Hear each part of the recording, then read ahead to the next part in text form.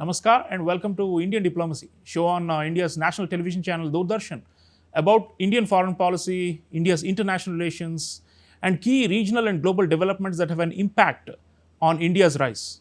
Viewers, in this episode, we are going deep into a maelstrom in a very troubled region of Pakistan, which is Balochistan. This has been simmering for decades now and has come to a head with a sensational hijacking of a train involving Pakistani security forces. What is the root cause of the Balochistan crisis? Why have Baloch people not accepted being part of Pakistan? And what is the future for this region and how is it impacting the global geopolitics? These are some of the key questions we are trying to answer in this episode. And to discuss this with me, I have with me a very distinguished senior journalist from Italy and an author who has written this very important book on Balochistan, Bruised, Battered and Bloodied from Bloomsbury. Viewers, this is a very important work based on first-hand knowledge and interviews with key stakeholders of this conflict. Francesca Marino has also published many other works, including one called Apocalypse Pakistan. So, Francesca Marino, welcome to Indian Diplomacy. Thank you for having me. Francesca, the global attention has returned to Balochistan after a long hiatus, thanks to this sensational, train hijacking. But going beyond this momentary episode, the recent one, there is a long history of this conflict. And you have written extensively about ethnic and cultural genocide of the Baloch people and also the historical identity issue where they never felt part of the idea of Pakistan and never wanted to even join it, but were forced and ever since have been struggling for self-determination. So it will be helpful for our audiences if you start by talking about why the idea of Pakistan never appealed to the Baloch people and why Baloch people have always felt separate and why the culture of violence that we have seen over the decades has widened this fissure between the society and the state in this critical province. It starts basically, okay, let's start from a not so far away point with partition. Mm-hmm. At the partition time, as we all know, the independent states were given choice whether to join Pakistan, India, or to be independent. The Khan of Khalat decided to be independent. He came to Delhi to sign an agreement. He came to Delhi with his lawyer, whose name was Mohammed Ali Jinnah. Came to Delhi, signed the agreement. After a couple of months, Ali Jinnah was the father of the newborn Pakistan. He started to push the Khan to join Pakistan. He kept saying no. Pakistani troops were sent to the nearby provinces. Then they entered Kalat. Somebody says the Khan signed the agreement to join Pakistan to avoid bloodshed. Somebody said he did it with the gun at his head. For whatever reason he did it. But does not make the annexion to Pakistan legal because Kalat was a constitutional monarchy. The Khan did not have the power to do it without the parliament endorsing it. The parliament refused twice to endorse it. Then it was forcefully dissolved and merged into Pakistan. Since that day, Pakistan has been behaving with Balochistan more than with another province of the state, as it should have been, like an invader and colonizer. They never, ever really accepted Baloch as part of Pakistan. And you know, when you see yourself part of the country you did not want, you did not accept, and this country is behaving with you like, you know, they colonized you, they conquered you. So what they did was practically creating third grade citizens. It went on for many, many years. It went on forever. I mean, the Baloch started revolting. Revolts were crushed for a long time. They also tried to integrate with Pakistan. It was completely useless till the last revolt started. Okay, the sparkle was the raping of a female doctor in Sui. Musharraf refused to punish the culprits. A revolt started. The turning point was the killing of a very famous and well-respected tribal leader and politician, and by the way, somebody who had tried for the longest time to integrate with Pakistan, Nawab Bukti. Nawab Bukti was practically slaughtered, executed, whatever they say. The official version was he was leading a group of rebels and was killed into an encounter in a cave. There was a bomb blast. Now, Nawab Bukti was more than 80 and was walking with a stick in the mountains, really. And Pakistan never gave back his body to the family. They just gave the rim of his glasses and a watch without even a scratch. From there, it started what they call the fifth revolt. 2006. Yes. Yeah.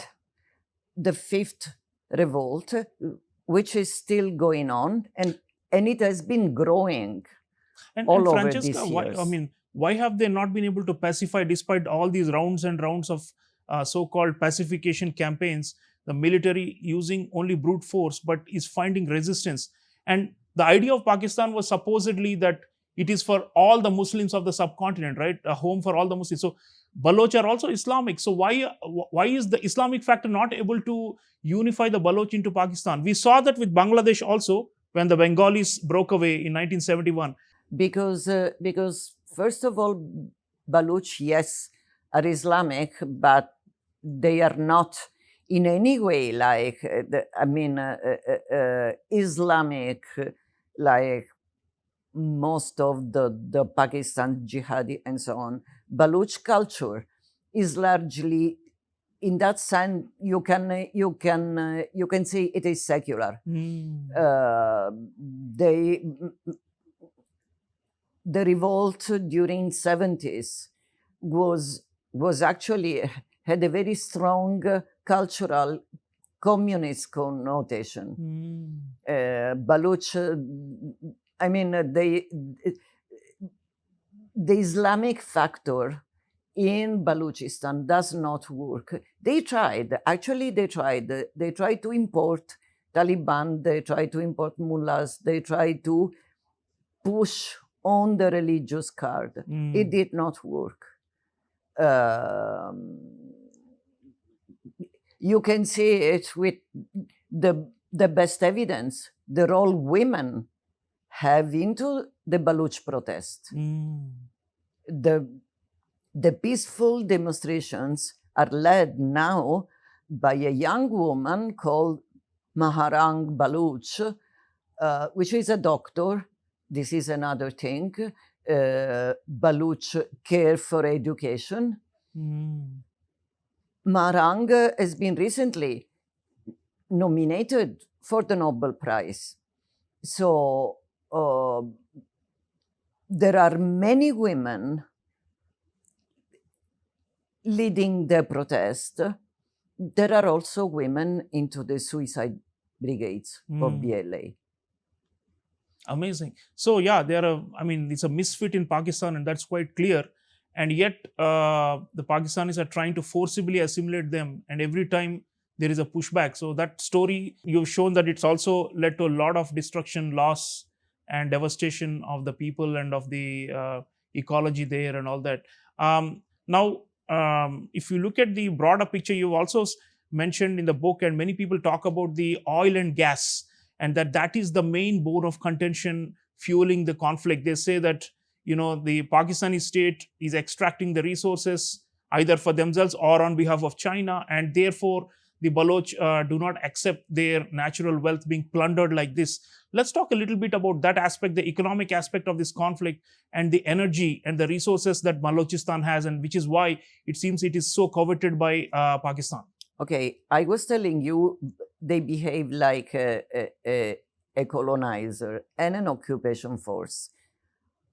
All the resources of Balochistan are used by the rest of Pakistan, while Baloch, you were talking of gas.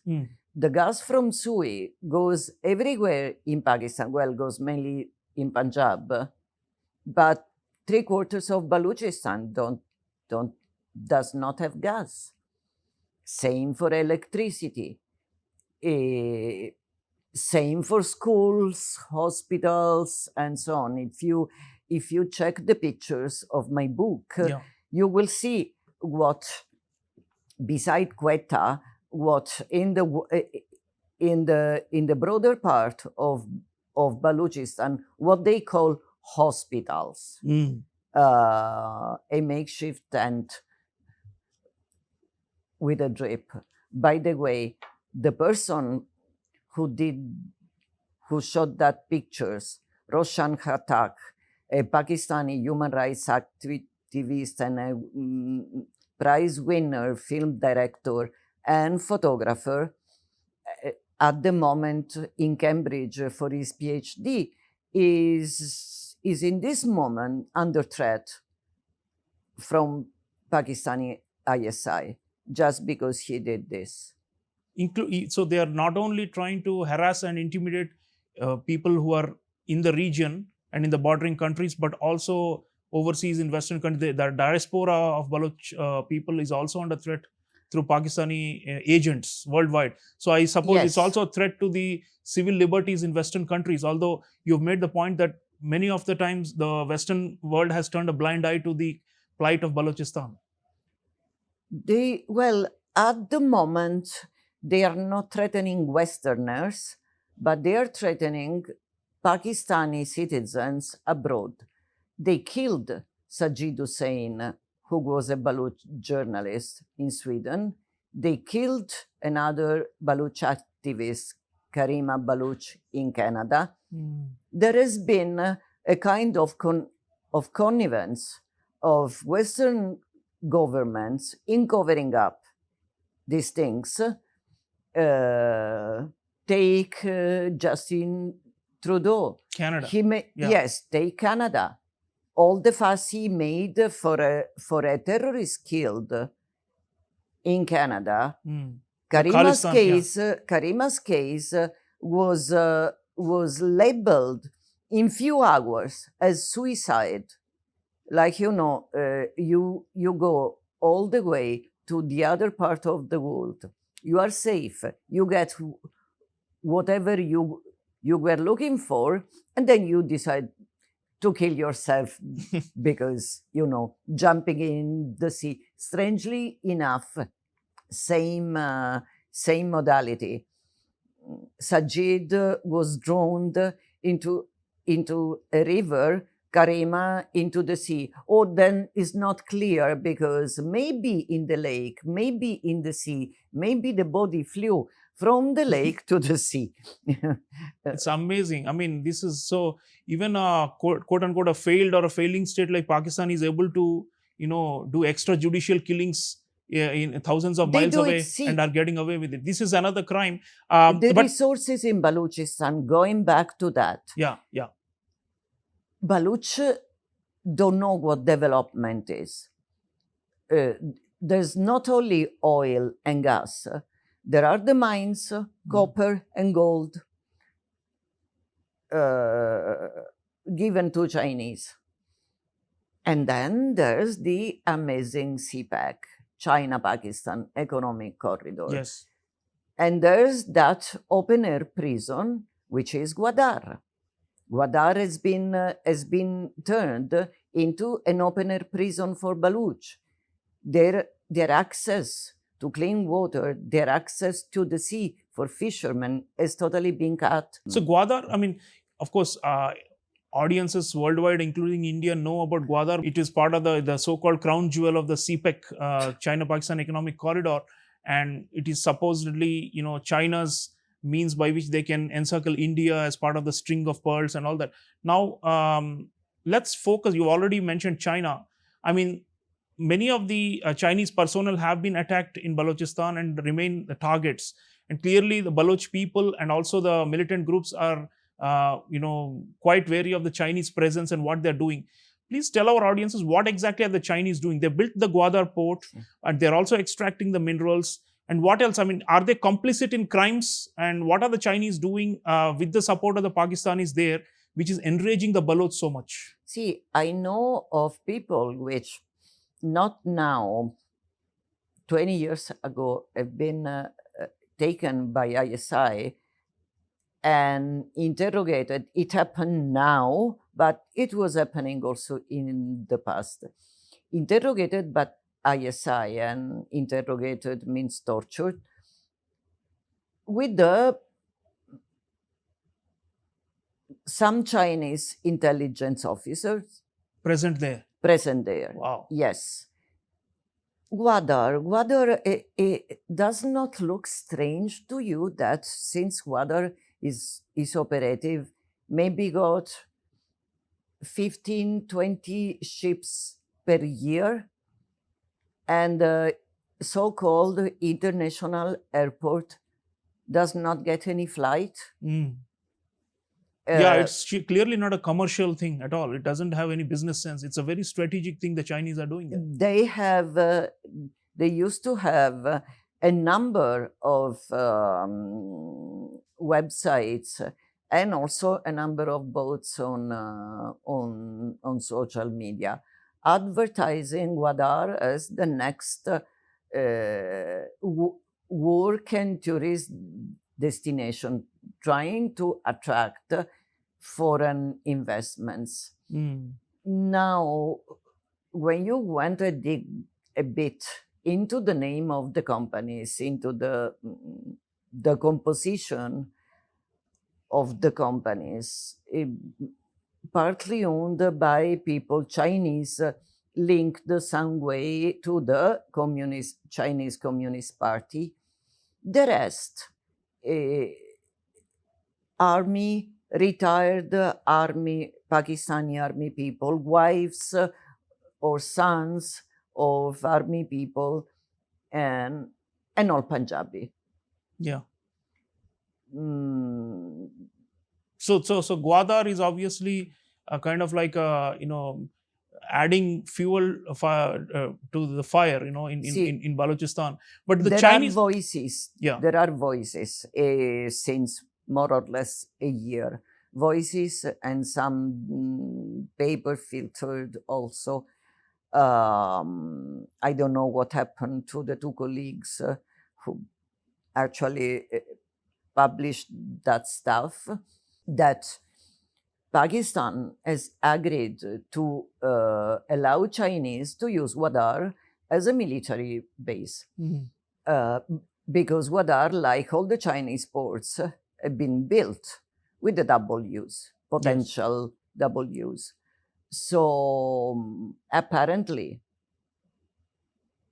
there's been a green light by Pakistan to Chinese to use Gwadar as a military base. Otherwise, it does not make any sense. Commercially, does not make any sense. Yes. It's a strange loop, isn't it? Pakistan is colonizing Balochistan, and then China is colonizing Pakistan as a whole. Yeah. And so China indirectly becomes also the master of Balochistan. And I think people are seeing the connections and are fighting back. And talking of a few other players, you mentioned the great game in the book, so we do understand the grievances and the ground situation, but what about the other players in the region, especially Afghanistan? And the Baloch themselves admit and openly showcase the fact that they are receiving support from across the border from their brethren who are also on the other side in Afghanistan, across the Durand line.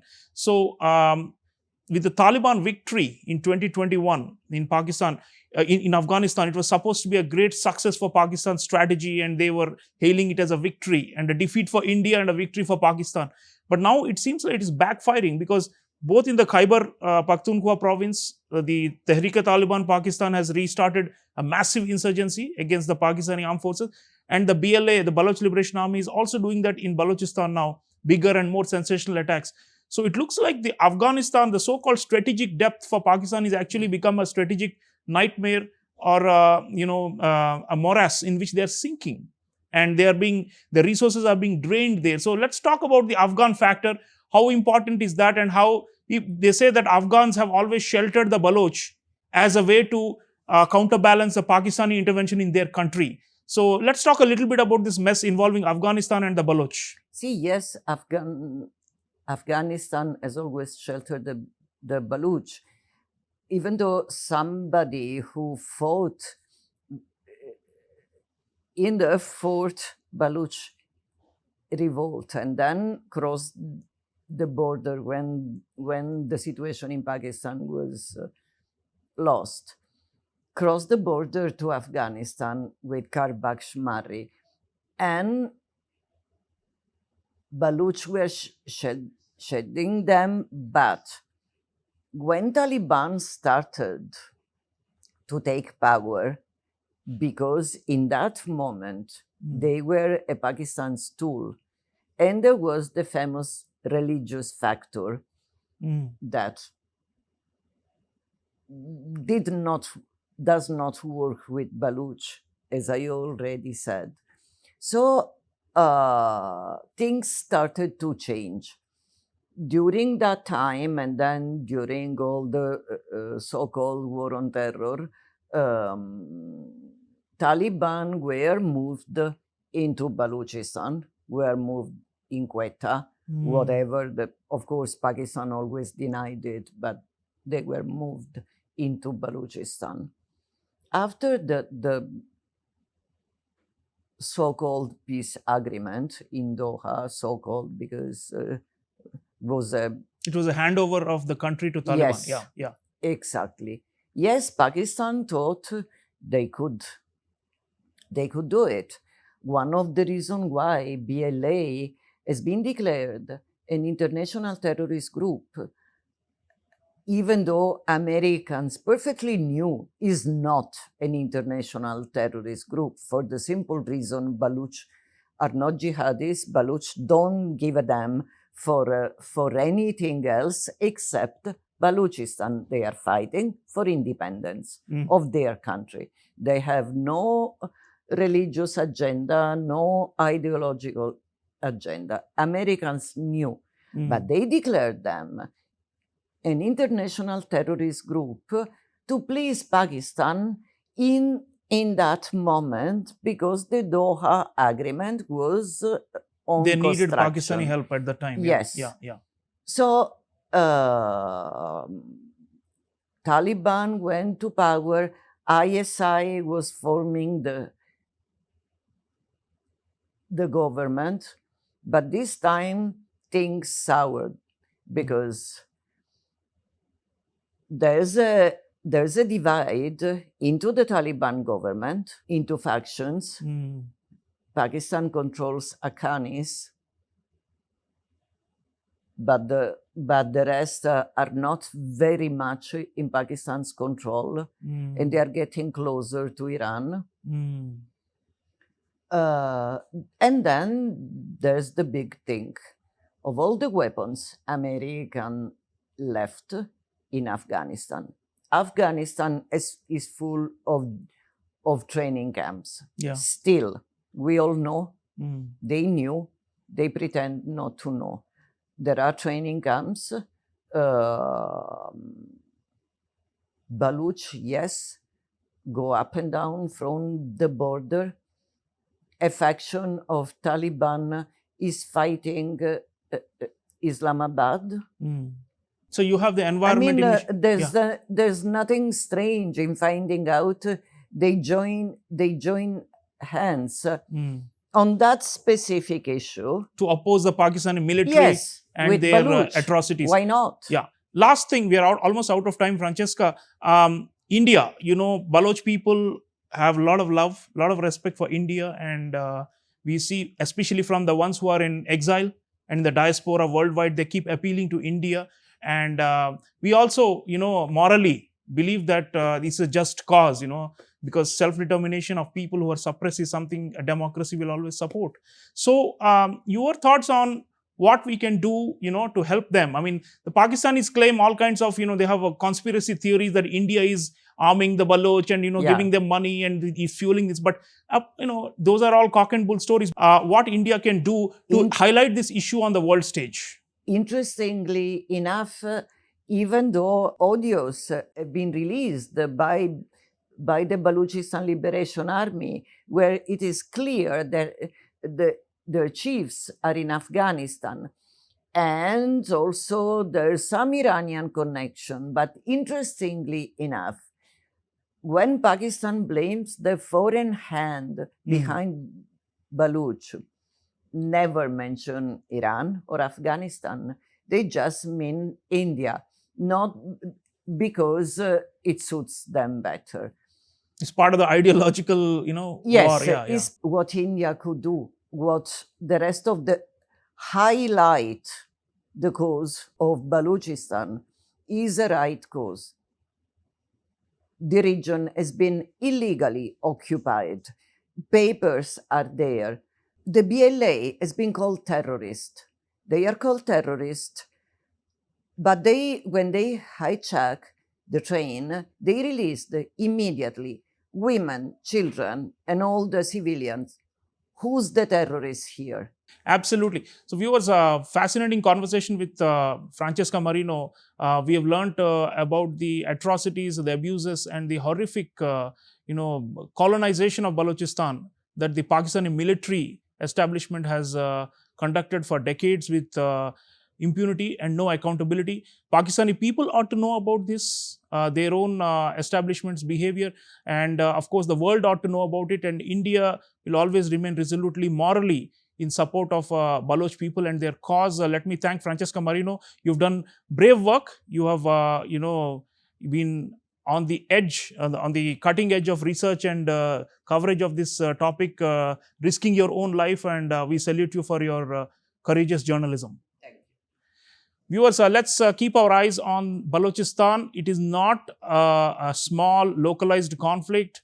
It has ramifications for the entire region, as we discussed today in the show, and it has global geopolitical implications as well, because big players like China are involved, and they are part of the problem, not the solution.